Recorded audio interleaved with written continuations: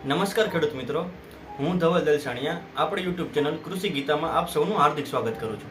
તો ખેડૂત મિત્રો, આજે આપણા વિડીયોમાં વાત કરીશું કે કપાસના પાકમાં આપણે ખાતરનું વ્યવસ્થાપન કઈ રીતે કરવું.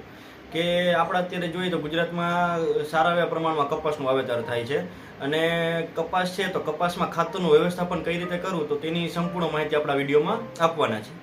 તો આપણે વાત કરીએ તો કે કપાસ છે તો એક તો એ કે ઊંડા મૂળવાળો પાક છે, લાંબા સમયવાળો પાક છે, તો કે અને સરખામણીએ બીજા પાકની આપણે સરખામણી કરીએ તો કે કપાસના પાકને બીજા પાક કરતાં વધારે પોષક તત્વોની જરૂર પડે છે.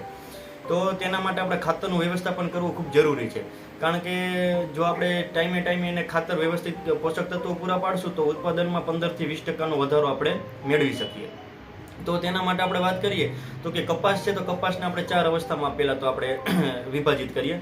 તો કે સૌ પ્રથમ તો કે અંકુરણ અવસ્થા, તેના પછી વાત કરીએ તો કે વૃદ્ધિ વિકાસની અવસ્થા, ત્રીજી તો કે આપણે ફૂલ અવસ્થા અને છેલ્લી તો કે ઝીંડવા અવસ્થા. તો કે આ જે 4 અવસ્થા છે તો 4 અવસ્થામાં આપણે જે કપાસમાં પોષક તત્વો આપવાના છે કે ખાતર આપવાનું છે એ ખૂબ જરૂરી હોય છે. તો એમાં સૌ પ્રથમ આપણે પાયાના ખાતરની વાત કરીએ કે પાયાના ખાતરમાં આપણે કયું ખાતર વાપરવું જોઈએ. તો કે પાયાના ખાતરમાં આપણે જનરલી NPK આપણે જરૂર પડતી હોય મેન પોષક તત્વોમાં.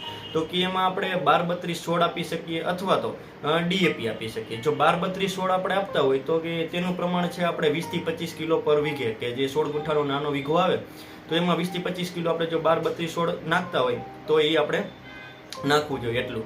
અને એના પછી DAP ની વાત કરીએ તો કે DAP આપણે નાખતા હોય તો DAP માં 2 પોષક તત્વો આવે, નાઇટ્રોજન અને ફોસ્ફરસ. તો DAP આપણે જો નાખતા હોય તો 15 થી 20 કિલો પર વીઘે નાખવાનું. અને તેના પછી આપણે વાત તો કે પોટાશ. તો કે પોટાશ છે એ કપાસના પાકને ખૂબ મહત્વનો પોષક તત્વ છે. કારણ કે જો પોટાશ આપણે પૂરતા પ્રમાણમાં આપશું તો કે જે કપાસની ક્વોલિટી છે કે જે તારની લંબાઈ છે એ આપણે જળવાઈ રહેશે અને સારી રહેશે. તો કે પોટાશ છે એ આપણે જોઈએ તો કે એ પણ 15 થી 20 કિલો આપણે પર વીઘે આપવાની ભલામણ છે. તો આ રીતે આપણે NPK જ્યારે પાયાના ખાતરમાં નાખતા હોય તો એ રીતે આપણે નાખી શકીએ. અને તેના સિવાય આપણે જો 2-3 વર્ષમાં આપણે છાણિયું ખાતરનું નાખ્યું હોય તો પર એકરે 5 ટન ને હેક્ટરે 10 ટન આપણે છાણિયું સારું એવું પોહવાયેલું ખાતર છે એ પણ આપણે નાખવું જોઈએ. અને સાથે વાત કરીએ તો કે 1 થી 2 વર્ષના અંતરમાં કે 1 વર્ષ પછી 1 વર્ષ એમ જોઈએ તો કે એમાં લીંબોડીનો ખોળ, એરંડીનો ખોળ કે વીઘે 10-10 કિલો એ રીતે આપણે પણ નાખવાથી ઉત્પાદનમાં સારો એવો ફાયદો થાય છે.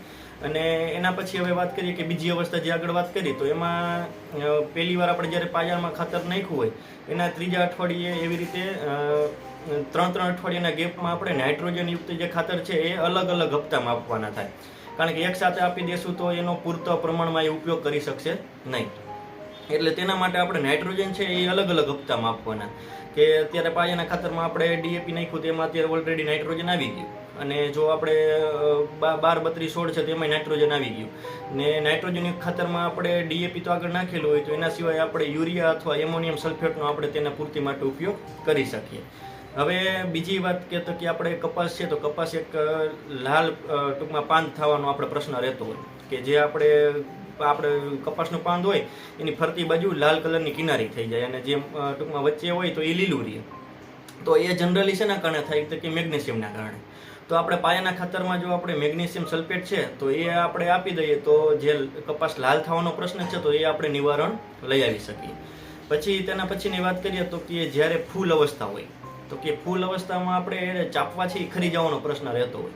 તો ચાપવા ખરી જતા હોય તો એ કેના કારણે થાય તો કે બોરોનની ખામીના કારણે થાય કે બોરોનની ઉણપ હોય.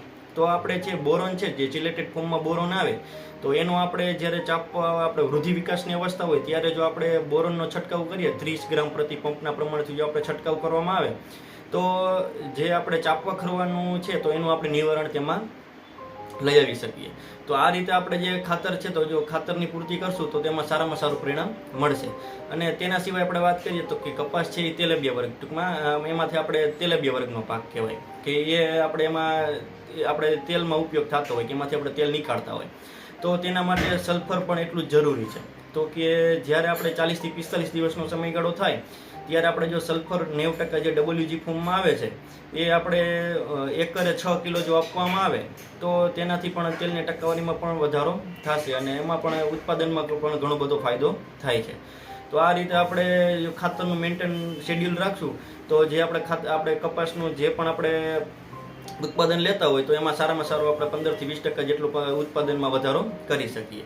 તો ખેડૂત મિત્રો, તમને આ માહિતી કેવી લાગી? જો માહિતી પસંદ આવી હોય તો અમારા વિડીયોને લાઇક કરો, બીજા ખેડૂત મિત્રો ગ્રુપમાં શેર કરો અને અમારી આ કૃષિ ગીતા યુટ્યુબ ચેનલને સબસ્ક્રાઇબ કરી દો. આના સિવાય કોઈ પણ તમને ખેતીલક્ષી પ્રશ્ન હોય તો કોમેન્ટ બોક્સમાં લખી જણાવજો. આભાર. જય જવાન, જય કિસાન.